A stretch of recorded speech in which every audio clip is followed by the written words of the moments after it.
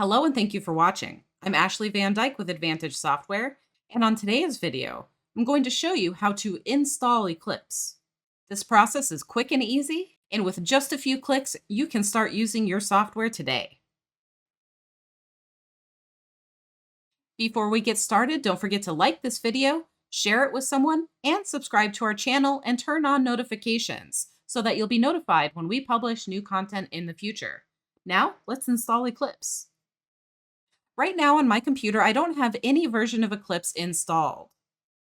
However, the steps that you're going to take are the same, whether you're doing a brand new installation on a new computer or you're upgrading from an older version.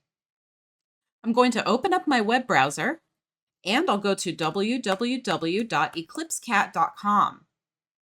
I'm going to log in, and once I'm logged in, I can go to Support, Downloads, and then choose Eclipse and AccuCap. Once I'm on this page, I'm going to want to look for the most recent version of Eclipse. Right now, this is a release candidate version, but in the future, it will be a full release. If you need an older version, don't worry, the newest version will offer old versions to you during the install process. I'm going to click on the download in order to start the download process. In this browser, the download has begun automatically, but in other browsers, you might be asked if you want to save or open the file. If you get that option, make sure that you choose Save instead of Run or Open.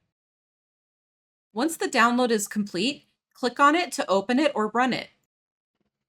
If you're prompted by user account control with a message that says, "Do you want to allow this app to make changes to your device?" make sure that you click Yes. The first step of the installer is to choose the language that you want Eclipse to be installed in. Choose the language of your choice and press OK. Next, the installer will extract all of the files that it needs for the installation process. Now, click Next to begin the installation process. Choose I accept the terms in the license agreement and choose Next. For most users, it is not necessary to change the default destination folder. However, if your particular setup requires this, or you've been instructed to do so by your IT staff, you can click the Change button to change the directory where Eclipse is installed. Now, this refers only to the program itself, not your personal user files. Click Next to continue. Now you can choose the flavor of the software that you'd like to install. You can choose between Steno, AccuCap, Eclipse Vox, AccuCap Vox, and Eclipse RSR. Choose the option that matches the default settings that you'd like new users in Eclipse to use. If you choose the wrong flavor for some reason, that's something we can easily fix later, and this doesn't have any bearing on the features or functions that are available in the software. What you can actually do in the software is based on your license type. This option only selects the default settings that are used when new users are created. Click Next to continue. Now you're given the option to install older versions if you'd like to do so. Check any old version that you'd like to include in your install and then click Next. You can choose Complete or Custom as the install setup type. If you choose Complete, all of the program features will be installed. If you choose Custom, this will allow you to omit things like the visualizers if space restraints are especially concerning for you.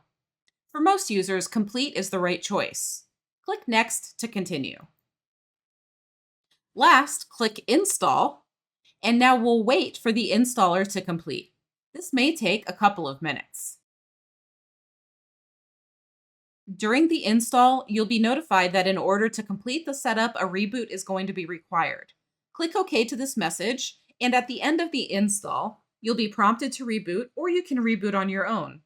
But it is important that you do reboot before you begin using the software. Once the installation is complete, you'll be given the option to finish the installation, and if you'd like, you can play the What's New video. This video outlines all of the newest changes in whichever version you've installed. For this example, I'm going to uncheck it and I'll click Finish. I'm once again instructed that I need to reboot my computer. Before I begin using Eclipse, it's important that I do this.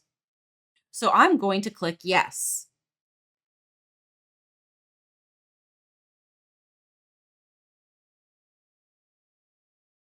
Now that my computer has restarted, all of the versions of Eclipse that I requested are available on my desktop, and I can open any of them to get started.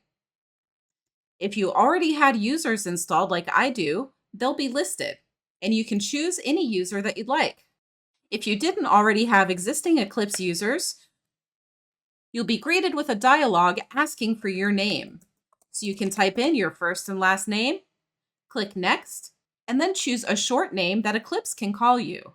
This short name is the name that your user settings and main dictionary will use by default. Choose the short name of your choice, click Next, and Eclipse will open in this brand new user, ready for you to get started. And don't forget that Advantage Software offers anytime support. You can reach our friendly and helpful support staff with any question, anytime, on any day at 772-288-3266. Email support is also available at support@eclipsecat.com. Thanks so much for watching this video and have a great day.